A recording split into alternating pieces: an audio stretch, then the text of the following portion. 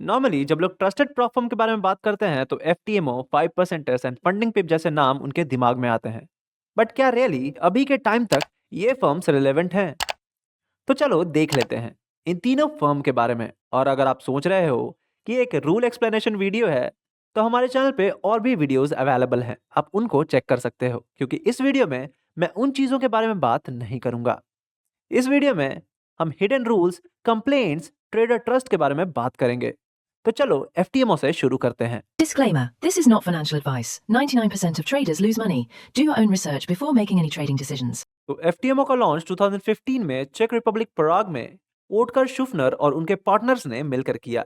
Since वो खुद traders थे तो उनको कैपिटल का इशू पता था, और जब लोकल मॉडल सक्सेसफुल हो गया था तो 2017 में उन्होंने इसको ग्लोबल कर दिया। और 2020 जब कोरोना का टाइम था तो एफटीएमओ और बाकी प्रॉफर्म्स भी उस टाइम पे बूम पे चले गए। एफटीएमओ का यूएसपी या यूनिक सेलिंग पॉइंट रहा एफटीएमओ के साइड से कोई भी पे आउट रिजेक्ट नहीं होना, और रूल्स भी काफी क्लियर थे। 2024 में जब MT4 MT5 शटडाउन का केस आया था, तो भी एफटीएमओ खुद का ट्रेडिंग प्लेटफॉर्म और डीएक्स ट्रेड जैसे प्लेटफॉर्म को इंटीग्रेट करके मार्केट को लीड कर रहा था। और रिसेंटली 2025 में भी इसने ओंडा जैसे फेमस ब्रोकर को भी एक्वायर कर लिया है। मतलब अब ये फर्म नॉर्मल फर्म के बजाय एक ब्रोकर बैक्ड प्रॉप फर्म बन चुका है। बट ये भी नॉर्मल स्टोरीज ही हैं, आप सब जानते होंगे। पर इसके बाद भी कुछ हिडन क्लॉज आए हैं जो शायद ही किसी ट्रेडर को पता होगा। एफटीएमओ के अराउंड रिसर्च करते हुए आई केम अक्रॉस अ पोस्ट जिसमें साफ तौर पे मेंशन था एफटीएमओ के नए टर्म्स एंड कंडीशन, जो कि 8 दिसंबर से इफेक्ट में आने वाले थे। उसके 5.19 टर्म में एफटीएमओ ने साफ फर्म के फेवर में रूल्स बनाए हैं, जिसको मैं फर्दर एक्सप्लेन करूंगा। बट अगर नोटिस करें तो ये एग्जैक्ट वही टाइम है जब एफटीएमओ इंडिया में लॉन्च हुई थी, 4 दिसंबर। उनके टर्म्स और कंडीशन की फाइल में अभी वो सेक्शन 5.8.7 और 6 में मेंशन्ड है। कंडीशन साफ तौर पे कहती है कि once we evaluate a phase of FTMO challenge as successful, we will either make the next phase of the FTMO challenge available to you free of charge by providing you with trading platform credentials to the associated account, or if there is no next phase, we will recommend you as a candidate for the FTMO trader program. यहाँ तक सब कुछ normal लगता है, but इसके बाद main complexity या कह सकते हैं कि फर्म ने अपने हिसाब से रूल्स बनाए हैं। तो यहाँ पे लिखा है कि this does not guarantee your acceptance in the FTMO trader program. We are not responsible for you not being admitted into the FTMO trader program for any reason. For more information about becoming a participant of the FTMO trader program, see clause 6। तो एफटीएमओ mention करता है कि अगर आप evaluation phase पास भी कर लेते हैं तो आपको एक फंडेड अकाउंट मिलने की कोई गारंटी नहीं है, जो कि क्लॉज 6 में और ज्यादा क्लियर हो जाता है, जो कि कहता है if you successfully complete the evaluation process, we will inform FTMO trading global self regulatory organization FTMO trading which may offer you a contract. Notice कीजिएगा, this is which may offer you a contract to participate in the FTMO trader program. The FTMO trader program governed by the FTMO account terms and condition, whereby you gain access to the FTMO account and may receive a reward for the data you generate in your FTMO account. Which means कि अगर आप evolution phase पास कर लेते हैं तो chances हैं कि आपको एक एफटीएमओ ट्रेडर प्रोग्राम में एंट्री मिल जाए। एंड सिंस ये सिमुलेशन अकाउंट होगा तो आप डेटा ही क्रिएट करोगे प्रॉफिट बुक करके, तो ये काफी क्लियर है। बट उसका भी पे आउट गारंटीड नहीं है, because you may receive clause में आगे लिखा है कि the offer may be time limited. Successfully completing the evolution process does not guarantee your acceptance into FTMO trader program. We are not responsible for you not being admitted into the FTMO trader program for any reason. मतलब यह है कि FTMO में अगर आप challenge पास भी कर लेते हैं तो इसकी कोई गारंटी नहीं है कि आपको अकाउंट मिलेगा ही। क्लॉज में और भी फर्दर सेक्शन में ये मेंशन्ड है, बाकी मैं लिंक डिस्क्रिप्शन में अटैच कर दूंगा। हालांकि ट्रस्ट पायलट पर रिव्यूज एफटीएमओ के फेवर में ही है। 92% 5 रेटिंग एंड 3% 1 रेटिंग है, जो अभी भी एफटीएमओ के क्रेडिबिलिटी को प्रूव करती है। एफटीएमओ 10,000 से लेके $200,000 तक के 2 स्टेप और रिसेंटली लॉन्च के बाद वन स्टेप चैलेंजेस भी प्रोवाइड कर रहा है। अगर कम्युनिटी सपोर्ट की देखें तो नॉर्मली एक्स पर लास्ट 1 वीक में एफटीएमओ ऑन एवरेज 8 रिप्लाईज पर पोस्ट देता है, जो कि कमेंट रेट के कंपैरिजन में काफी सही है। वहीं फेसबुक और डिस्कॉर्ड पर भी काफी मेंबर्स एक्टिव हैं, जो in case you are having doubt तो सॉल्व करने की कोशिश करते हैं। ओवरऑल कम्युनिटी भी सपोर्टिव और फ्रेंडली है और ट्रेडर साइड से भी पे आउट रिजेक्ट होने के ज्यादा कंप्लेंट्स भी नहीं है। अब कम्युनिटी और सर्विस की बात हो ही रही है तो मैं आपको बता दूं कि अगर आपको अकाउंट ओपन करने में कोई दिक्कत आ रही है या कार्ड डिक्लाइन हो जा रहा है तो आप अकाउंट ओपनिंग प्रोसेस के लिए जमसन एफएक्स की टीम को कांटेक्ट कर सकते हो। और मार्केट में चीपेस्ट यूएसडीटी के लिए भी आप हमारी टीम को कांटेक्ट कर सकते हो। चाहो तो टेलीग्राम भी ज्वाइन कर लो, क्योंकि सपोर्ट और कम्युनिटी तो हमारी भी तगड़ी है। अब ऐसे में दूसरी प्रॉप फर्म जिसका नाम ट्रस्टेड प्रॉप फर्म्स में से आता है वो है फंडिंग पिप। फंडिंग पिप 2022 में दुबई से शुरू हुई थी। इनका पूरा मॉडल ही सस्ता और टिकाऊ पर टिका था। फिर आया 2023। इन्होंने मार्केट में आग तब लगाई जब इन्होंने वीकली पे आउट्स और बहुत कम फीस रखना शुरू किया। नतीजा, हर दूसरा नया ट्रेडर इनके पास भागा गया, क्योंकि एफटीएमओ बहुत ही महंगा पड़ रहा था। और फिर वही केस, फरवरी 2024 मेटाकोट्स या MT4 इन प्रोफर्म्स के लिए बैन हो गया। सबको लगा कि फंडिंग पिप्स गया, पैसा डूब गया। इनके सीईओ खालिद आयश ने एक वीक में सब कुछ मैच ट्रेडर पर शिफ्ट किया। काफी दिन तक ग्लीचेस चले, लोग परेशान रहे, पर समहाउ ये फर्म सरवाइव कर गई। और फिर 2025 में जब उन्हें लगा कि सस्ता होने की वजह से बहुत सारे गैम्बलर्स आ रहे हैं तो इन्होंने रूल्स स्ट्रिक्ट कर दिए।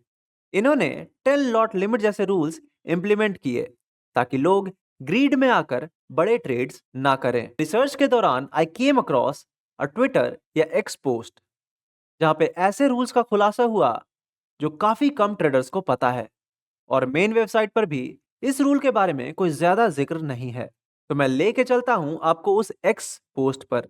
तो ये पोस्ट Dan04 के नाम से एक अकाउंट से है। ये ट्रेडर पहले मेंशन करता है कि उनके ट्रेडिंग स्टाइल में रिस्क लगभग 1.5 से लेके 1.8% तक का होता है, जिसके कारण फंडिंग पिप ने उनका लेवरेज रिड्यूस कर दिया, वो भी 1:2, जो कि आमतौर पर फंडेड अकाउंट में 1:100 या 1:50 होता है। और फंडिंग पिप ने उनका पे आउट साइकिल भी बाई वीकली से ऑन डिमांड कर दिया, without any request from the trader. Post में फर्दर मेंशन्ड है कि ट्रेडर का बेस्ट डे $7,500+ का था और वो नेक्स्ट 15K डॉलर्स तक का पे आउट रिक्वेस्ट करने वाले थे, बट रिड्यूस्ड लिवरेज के कारण अब वो पे आउट नहीं ले पाएंगे। अगर आपको नहीं पता तो बता दूं कि फंडिंग पिप में आप सिर्फ अकाउंट साइज का 1% ही पे आउट रिक्वेस्ट कर सकते हो। ये काफी स्ट्रेंज केस था, बट केस वैलिडेट तब हुआ जब फंडिंग पिप के साइड से इसका रिप्लाई आया कि उन्होंने ट्रेडर को 5 बार टॉक्सिक बिहेवियर के लिए वार्न किया और तब जाके ट्रेडर का अकाउंट रिस्ट्रिक्ट किया गया। हालांकि फंडिंग पिप ने खुद कंफर्म किया कि ट्रेडर ऑलरेडी फर्म से मल्टीपल पे आउट्स ले चुके हैं। फर्दर रिप्लाई में ट्रेडर ने कभी भी अपना 3% का डेली ड्रॉडाउन ब्रीच नहीं करने की बात की, बट फंडिंग पिप अपने डिसीजन पर बना रहा with reference of toxic behaviour trading. तो क्या है ये टॉक्सिक बिहेवियर ट्रेडिंग? तो फंडिंग पिप अपने टॉक्सिक बिहेवियर एरिया में मेंशन करता है over leveraging, gambling behaviour, over trading, HFT, poor money management, behaviour patterns and reverse trading. ऐसे सुनने में ये नॉर्मल रिकमेंडेशन जैसा ही लगता है, बट रिवर्स ट्रेडिंग के एरिया में ये मेंशन्ड है कि science and behaviour which includes risking the full daily loss on one trade, which often indicates reverse trading between different firms, but not limited to reducing leverage, limiting the number of trades per day, lot size limit per day, lower daily maximum loss limit, the risk per trade, imposing a maximum 1% risk limit rule, or even being banned from the firm। मतलब अगर आपके trading style से firm को ऐसा लगता है कि आप ऐसे साइंस या बिहेवियर शो कर रहे हो जो कि इनके टॉक्सिक बिहेवियर के कैटेगरी में आता है, तो फर्म आपका लेवरेज रिड्यूस कर सकती है, आपका ट्रेड पर डे लिमिट कर सकती है, लॉट साइज लिमिट कर सकती है, और मैक्सिमम 1% का रिस्क लिमिट रूल लगा सकती है, और यहां तक कि आपको फर्म में अकाउंट लेने से भी बैन कर सकती है। मतलब ये है कि आपका अकाउंट तो जाएगा ही और आप सेकंड अकाउंट भी फंडिंग पिप से नहीं ले पाओगे। इस रूल के अराउंड आपको काफी ट्रेडर्स के कंप्लेंट्स देखने को मिलेंगे। नॉट ओनली दैट, फंडिंग पिप्स के क्लॉज में भी फर्म के एक्शन के फेवर में ही रूल्स हैं। क्लॉज 6 में ये क्लियरली मेंशन्ड है कि one registration per person is permitted. We reserve the right but are not obligated to limit the sales of our product or service to any person, geographic region, or jurisdiction. We may exercise this right on a case by case basis. We reserve the right to limit the quantities of any products or services that we offer. अब यहाँ तक तो सब कुछ ठीक है, but the interesting part starts from here. All description of products or the product pricings are subject to change at any time without notice. At our sole discretion, we reserve the right to discontinue any product at any time. मतलब कि आप एक प्रॉफर्म account लेते हैं तो funding पिप उसको कभी भी डिसकंटिन्यू कर सकता है, and that too without any notice. Any offer for any product or service made on this site is void where prohibited. We don't warrant that the quality of any products, services, information, or other material purchased or obtained by you will meet your expectations, or that any errors in the services will be corrected.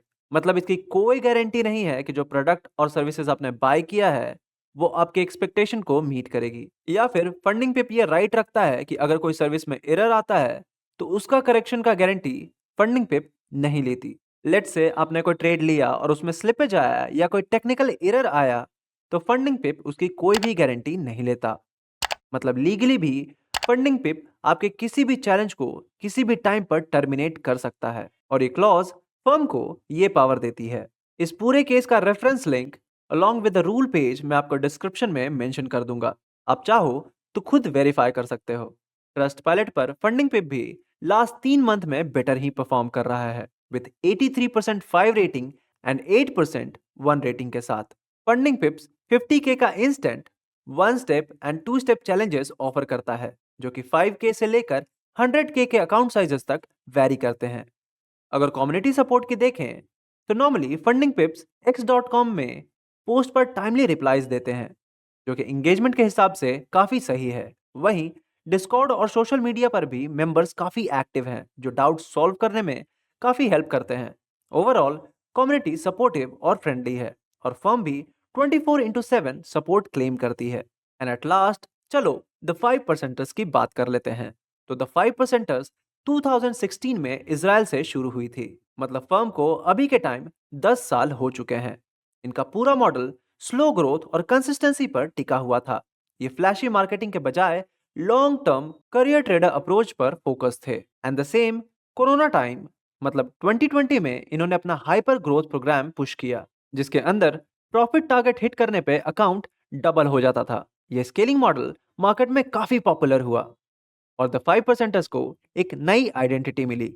फिर 2022 में जब बाकी firms discounts और cheap accounts को heavily promote कर रही थी तब द 5%ers ने नो टाइम लिमिट और रियलिस्टिक टारगेट पर फोकस रखा और जो सीरियस ट्रेडर्स थे वो इसकी तरफ अट्रैक्ट हुए। हालांकि MT4 और MT5 के बैन का असर द 5%ers पर भी हुआ, लेकिन इनका सिस्टम काफी स्टेबल रहा। कोई मेजर पैनिक सिचुएशन क्रिएट नहीं हुई और फर्म भी विद स्टेबिलिटी सर्वाइव करती रही। एंड इन 2025 द 5%ers का काफी स्ट्रक्चर्ड मॉडल देखने को मिला जिसमें boot camps, high stake, hyper growth के साथ क्लियर स्केलिंग रोड मैप था। रूल्स अभी भी स्ट्रिक्ट हैं, स्पेशली रिस्क पर। अगर आप एक गैम्बलिंग स्टाइल ट्रेडर हो तो आपको द 5%ers के चैलेंज को पास करने में काफी दिक्कत आएगी। And this firm truly stands with its reputation of पे आउट्स। मतलब अगर आप एक बार वेरीफाई हो गए तो आपको पे आउट मिलने के चांसेस काफी हाई हैं। बट स्टिल x.com और ट्रस्ट पायलट पर स्केल अप और अकाउंट वेरिफिकेशन को लेकर अभी भी ट्रेडर्स में डिससैटिस्फैक्शन दिखती है जो कि इंडिविजुअल और फर्म पे काफी ज्यादा डिपेंडेंट हो सकता है। तो मैं इसका डिसीजन आप पर ही छोड़ता हूं और साथ में मैं इसका लिंक भी डिस्क्रिप्शन में अटैच कर दूंगा। ट्रस्ट पायलट पर द 5%ers लास्ट 3 महीने में काफी टॉप नॉच परफॉर्म कर रहा है विथ 92% 5 एंड 2% 1 रेटिंग। अगर सोशल मीडिया एक्टिविटी की बात करें तो द 5%ers की पोस्ट फ्रीक्वेंसी काफी कम है और रिप्लाईज भी। At the same time community support की बात करें तो द 5% का डिस्कॉर्ड और सोशल मीडिया कम्युनिटी दोनों ही काफी एक्टिव हैं। साथ में साइट पे लाइव टिकट सपोर्ट भी अवेलेबल है, जिससे आप किसी भी प्रॉब्लम के लिए डायरेक्टली टिकट रेज कर सकते हैं और साथ में उसको ट्रैक भी। तो traders, this was it. Last में मैं आपको फिर से याद दिला दूं कि अगर आपको प्रॉफर्म लेने में कोई दिक्कत आ रही है या आपका कार्ड डिक्लाइन हो रहा है तो you can reach out to Jamson FX WhatsApp number, also for the cheapest USDT in the market. See you in the next video. Thank you.